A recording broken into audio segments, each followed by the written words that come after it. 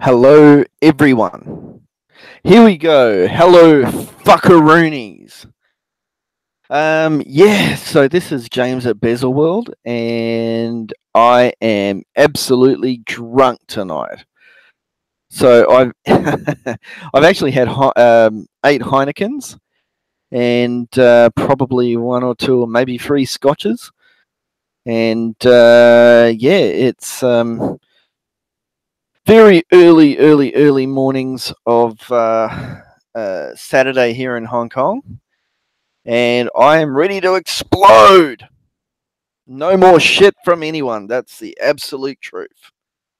So let's get straight into it. As always, the comment stream is yours. So let rep, ask me anything you want, and I will do my best to answer, but guaranteed I am not an expert and I am not a YouTube celebrity. So probably whatever I've got to tell you is fucking wrong.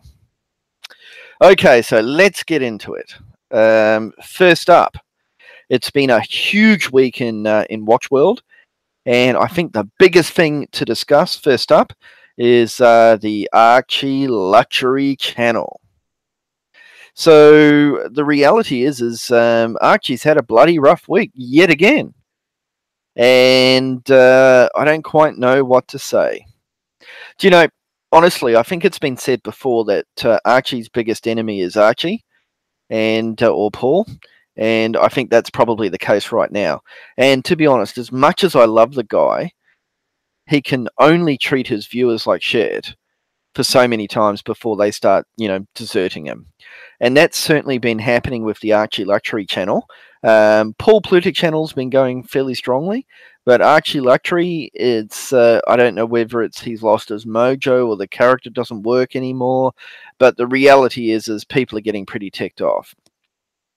So the last week has actually seen a huge argument between Clyde, Suckerhorn, Archie, and Adrikos. Unfortunately or fortunately, following this big rapture, Clyde's back on the channel. I mean, seriously, like, I like Clyde, he's a good guy, but you can't show that sort of,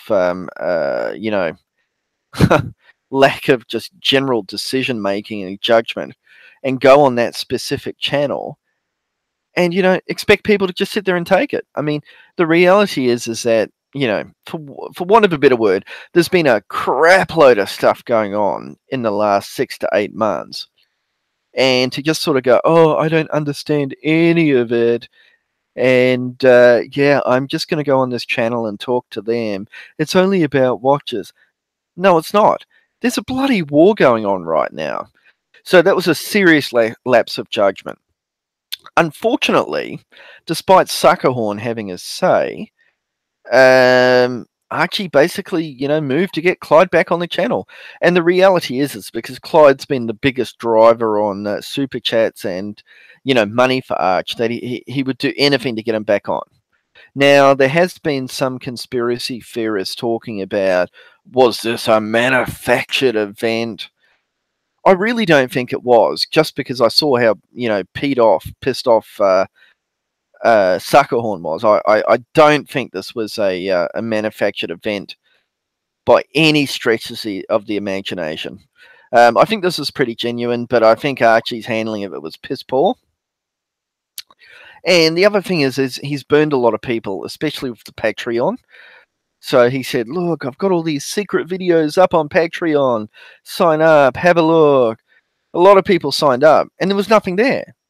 Like, literally, there was one video that was released on the general channel. And, Archie's response to that was, oh, I'm sorry, Well,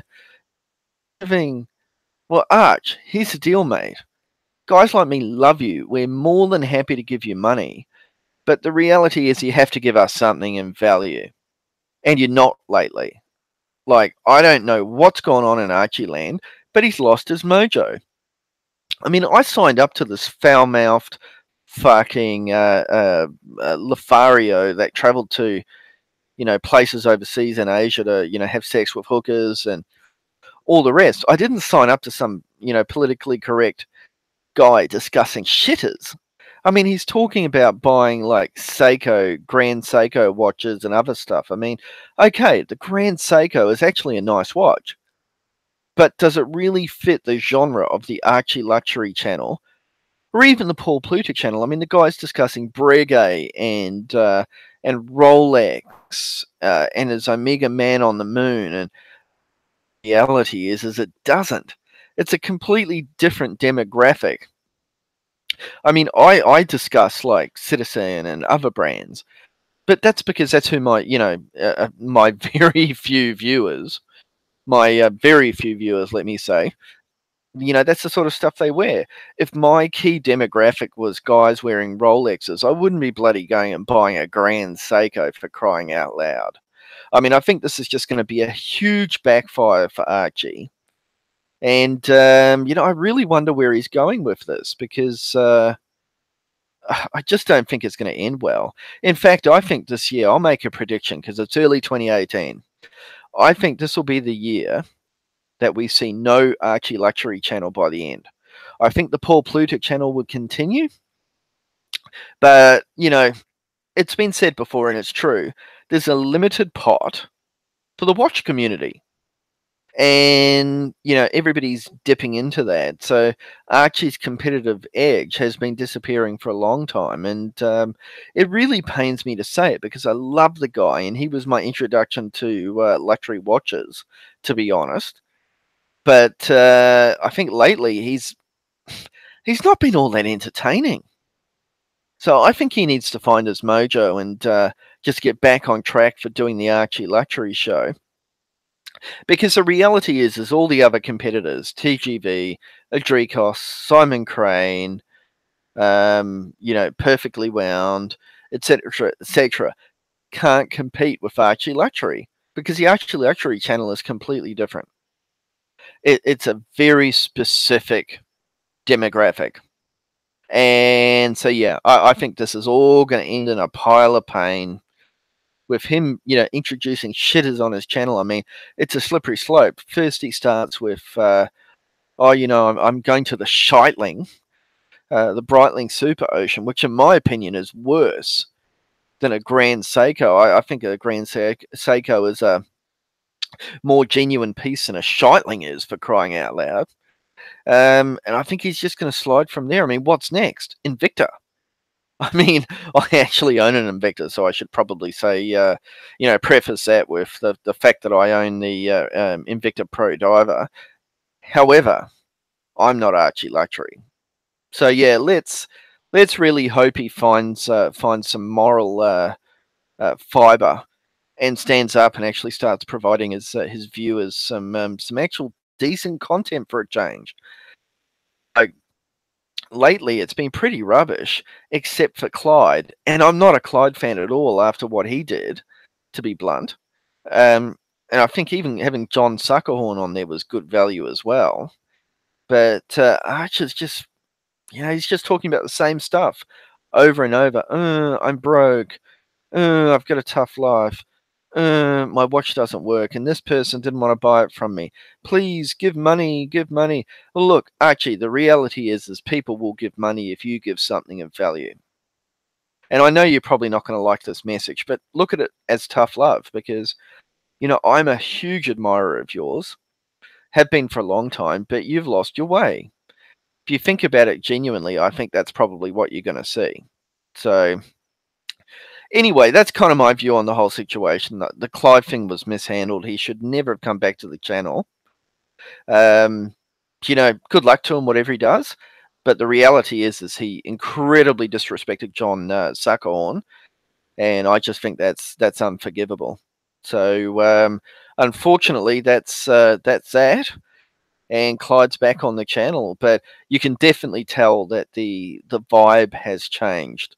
There is a distance between him and Archie, and maybe it gets back to normal, but they've lost the X factor in my opinion, and I think it's just going to continue to be sort of in a nosedive. Yeah, so it's going to be interesting days, I'll tell you that. All right. If anyone wants to have a drink with me, open up now because I'm actually having a Heineken. I think this is, geez, must be number 9. I'll tell you why later. I've had a rough week at work. So 2 secs, let me have a swallow of this. Alrighty. Okay, next thing, Don Haines. Donnie Haines and Mark Goldberg. Two pretty important guys in the watch community. Unfortunately, I love one and I hate the other. Guess which one it is? So Mark Goldberg, I actually find to be really engaging. I don't know what it is. He knows his stuff over watches, and he just comes across as a likable guy. I don't ask me why, but I just warmed to the guy straight away. So, watching him and Don on the Archie Luxury channel, I really just warmed to Mark straight away. He'd be dog grooming he's talking about, or dog training, watches. He's got a good sense of humor. He's very in touch with sort of what's going on around him, and he doesn't take offense at very much. Like, obviously from time to time in that channel, the Archie Luxury channel, there can be a bit of push and shove over like gay jokes and whatnot. Mark never seems to get offended at that sort of stuff. And in fact, I will tell you, I think Archie Luxury's viewers are pretty accepting of Mark, to the point that he's more normal than what Don is. I mean, Christ. So there you go. He's a very honest dude from what I've seen. So top marks to Mark Goldberg. Don Haines, on the other hand. Okay, we'll start with the positive because I love to start with that sort of stuff. Don really knows watch movements. I would suggest, of anyone that I've seen online, Don knows his watches more than anyone else. And look, that's really saying something. So like, the guy is a savant when it comes to the watch community, and understanding actually how all these movements fit together, the positives and negatives of a specific movement, and what you should buy. Like, I mean, honestly, if I had to pick between a Tudor Black Bay in-house and a Rolex Datejust 2, it's Don Haines that I'm going to ring to ask. However, the guy's personality fucking annoys the crap out of me. Like, in all seriousness. Like, can he be more fucking abrasive? Stream from his expensive parents' house. Oh, we'll talk about the BMW or the Mercedes, and oh, I'm in the financial industry, and I do this and I do that, and I went to an Ivy League college. Fuck you, Don Haines. Good for you. You got all that out of the way. But really, how much of that is actually true? I mean, people say all sorts of stuff online. You go and list Cornell and all this other crap, and most of us just go, yeah, bullshit artist. And the reason is because we've heard it all before online. Now, it may very well be true, but I think the reality is that you don't need to sell that sort of stuff. I'm sure you're a very nice guy in person, but over the video, over the live stream chat, to me at least anyway, you come across as a twat. And so, I find it really difficult to like you, certainly as a viewer. And I would suspect that most of the Archie Luxury chat room actually dislikes you as well. I mean, you certainly bring some interesting entertainment, because from what I've seen, people are freaking smashing you in the super chats. Like, dead set, guys asking all sorts of stuff, and just hammering you. Where's your hair gone? All the rest. Some of that's incredibly unkind, but it's bloody funny and entertaining. And this is where, if you've ever wondered, Don, why Mark doesn't get hammered and you do, it's because it just washes off Mark's back. He's such a likable guy, but you're not. So I really do hope that I've got the wrong end of the stick, and that you are genuinely a beautiful guy and all the rest. But I don't think so. I think you're a pretentious wanker from the little I've seen. That makes it difficult to like you. However, Always a preface. However, you do know a crap load about watches and about the movements. So there's no doubt in my mind that probably of all people online, as far as the watch community goes, you're a dead set expert. And I think you're more of an expert than probably Archie, Mark, Simon Crane, Adrikos, TGV. I mean, I can name all of these watch people, but I think you're probably the consummate expert when it comes to what should you actually buy from a longevity and collectability point of view. So there you go, the positives and negatives of Mark Goldman and Don Haines. So make up your own mind, and I'd love to see some comments on what you think as well. Moving right along, Bitcoin. So I know Archie's actually got some cryptocurrency. I had some up until about 2.5 weeks ago. Bitcoin it was. And I actually sold. And, I want to have a chat about it just generally because a lot of people these days are actually into investing in these cryptocurrencies. And I reckon it is crazy.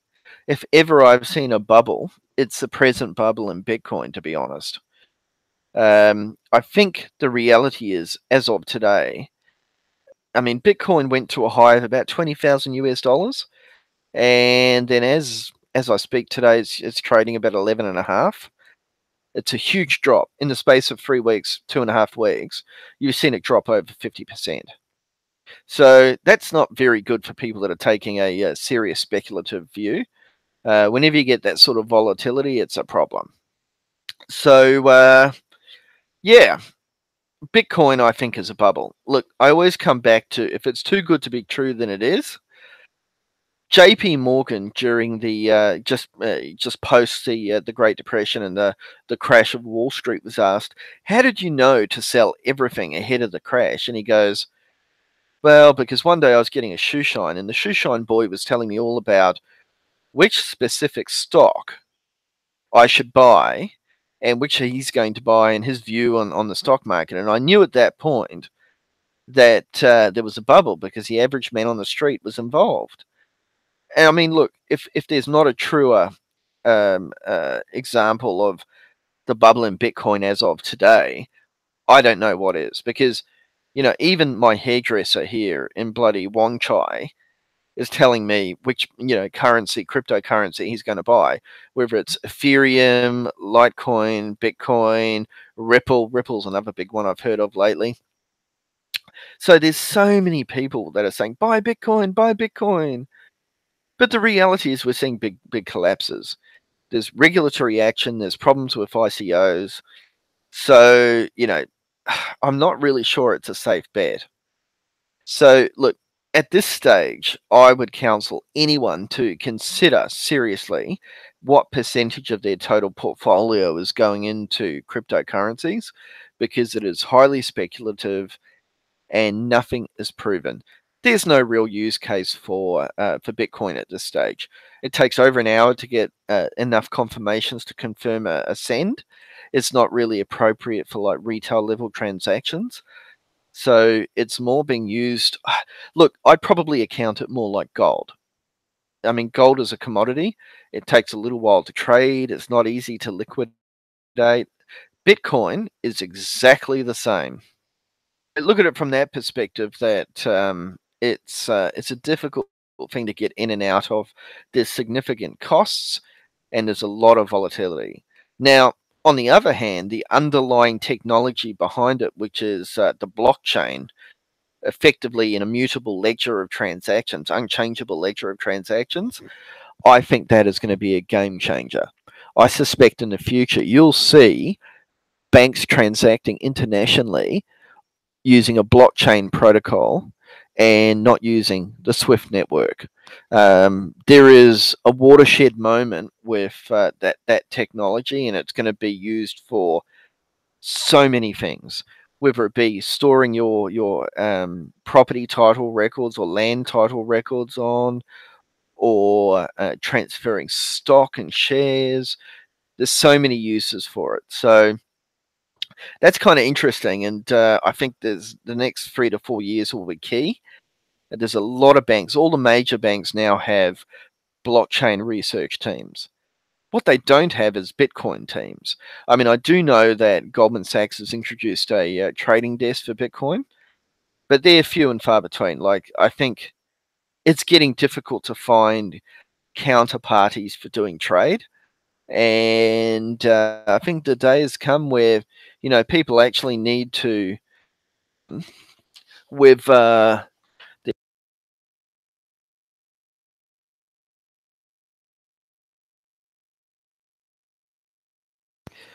apologies for that. I actually hit the mute button.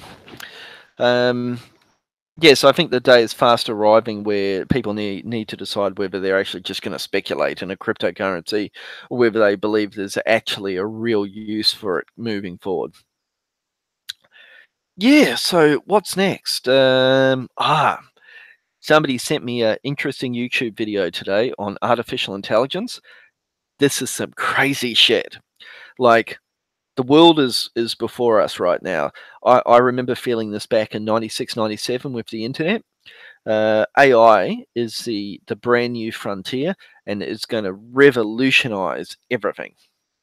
So the video that I got sent was from Google's DeepMind team, and it's basically they've got a neural network, an AI network that has been trained to play the old Atari breakout game, with the bouncing ball and the little tab moving along the bottom.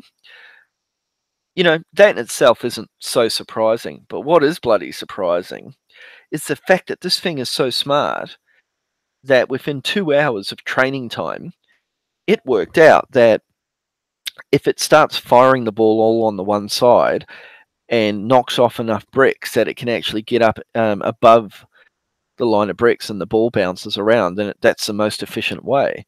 So this thing is so smart. In 2 hours, it's gone from being a ranked novice to being an expert level to actually finding inference on ways to improve its play. I mean, okay, that is some frightening stuff, because what's next? I think the reality is that automation is going to just crush whole economies, especially when you're talking, replacing jobs. I mean, people go, okay, well, that's only going to be low staff workers like McDonald's. No, I can actually see that replacing lawyers and accountants as well, and a lot of other professions. So, law in particular is very discreet. Imagine having an expert system that could distill every single act, every single court decision, and give you advice on a legal matter in 2 seconds flat. I mean, that's coming. So, yeah, I mean, there's going to be a big watershed here, and I don't know what's going to happen in the long run. But the reality is there's going to be a lack of jobs for people, because why would you employ staff when you can have a computer system doing it for you? So the days of menial labor when it comes to like service and all the rest is gone. I think the service industry is going to get hammered. So no idea where we go from there on that one. But one thing is for sure, we're right at the cutting edge with AI, and I think we're probably only 2 or 3 years away from seeing that technology make its way into our everyday life, whether it be identifying criminals, identifying parking tickets, working a shopping list for you, developing a movie list based on your tastes. I mean, this can all be done right now with current technology. So, yeah, have a look at fast.ai, which actually runs a deep learning course for neural networks. And although you don't really need to be a coder, I mean, it helps, but you don't really need to be a coder. Watch some of the videos, and if you watch closely, you'll pick up the idea that we're in a big, in the early stages of the next revolution, the AI revolution. So that is pretty damn interesting, if you ask me. But yeah, there you go. So probably on to the last thing. Okay, another swallow of Heineken. Okay, so it's that time of year. I'm looking at my collection, And here in Hong Kong on Nathan Road, there's actually been a glut of watches in the second-hand stores of late. A lot of it comes out of mainland China and is sold directly into those watch shops, and it's a way of actually getting funds out of China. So it's been interesting, and I've been watching the prices, in particular on Rolexes, second-hand Rolexes, move through. But I'm pretty ready to pull the trigger on something. And it might surprise some of you guys that it's not a Rolex and it's not a Jaeger LeCoultre or an Omega for that matter. It's actually a Tudor Black Bay Heritage, the one with the maroon bezel. So I've seen them really, really, really good prices. And yes, I know some of them do have an in-house movement. Some of them are ETA. But the reality is, they're a beautiful bloody watch. And if you have a look, certainly if you take them off the strap and you put them onto off the bracelet and you put them onto a strap, they are a very, very, very striking piece. And in fact, they're much better than the Tudor Pelagos, in my opinion. They're also quite saleable and collectible. So if you can pick one of those up at the right price, they make a really good addition to the collection. So, I mean, I really considered what was next. At the moment, I'm stuck with a single piece that I've got to sell first, which is a Rolex Submariner, but it's a Pro Hunter PVD, black PVD version, and I bought it off somebody recently, and it was a bad buy. Overpriced, easily because of basically the plastic baked onto them. The black plastic, and they're not all that collectible. You're much better off with a standard Submariner if you go and buy one. So I'm turning that over to a mate of mine in Australia, and basically I want to buy a couple of things. The first cab off the rank will be that Tudor Black Bay Heritage. I mean, I think that's really going to round out my collection a little bit. And I intend in the next few weeks of doing a state of the collection beforehand, and actually running through visually what my watch collection is presently. And I know I'm new to YouTube and whatnot, so I want to get everyone used to what I've actually got. However, I really, really, really want that Tudor Black Bay because it's a beautiful watch, and I think it'd just round everything out beautifully.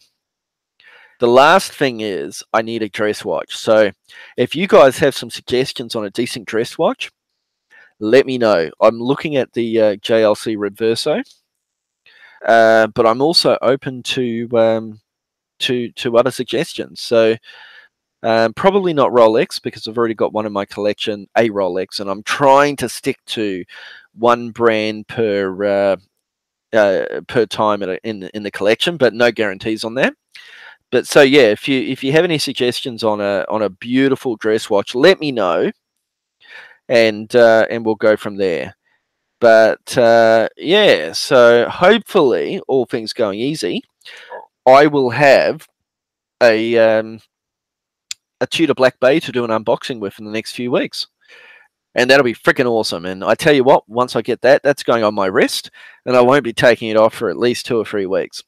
So there you go. So what else has been happening? Rough week at work, as per normal.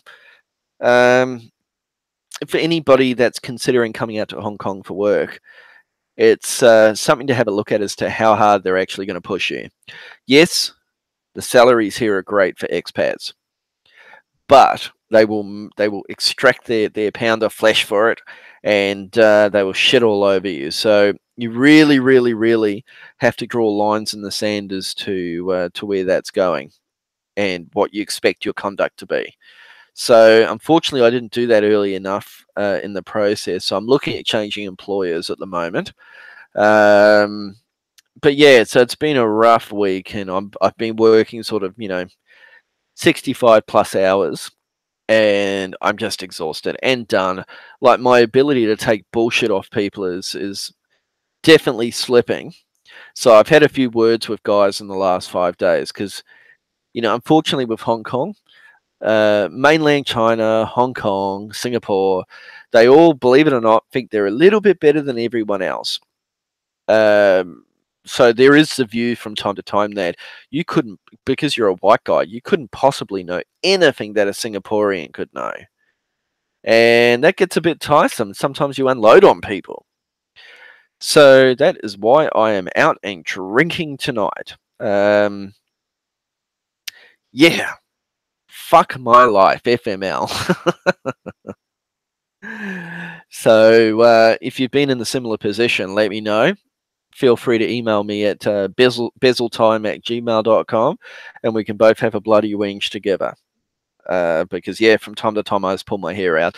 And that's actually another reason why I started this channel, because the reality is that I just had a gutful of it, and it was just time to sort of let a bit of stress go. And the odd trip to various gentlemen's locations certainly wasn't helping, and wasn't enough of a blowout even with hammering a few of them. So here we go. It's my freaking channel. But man, yeah, I've had a pretty big session on the booze tonight. So or this afternoon, I should say. So yeah, it's been pretty interesting. So what's coming for the week ahead? Well, I'm going to slowly run through my collection of watches, and I'll probably do one static video per watch, and we'll just have a look at what I've got, the positives and negatives.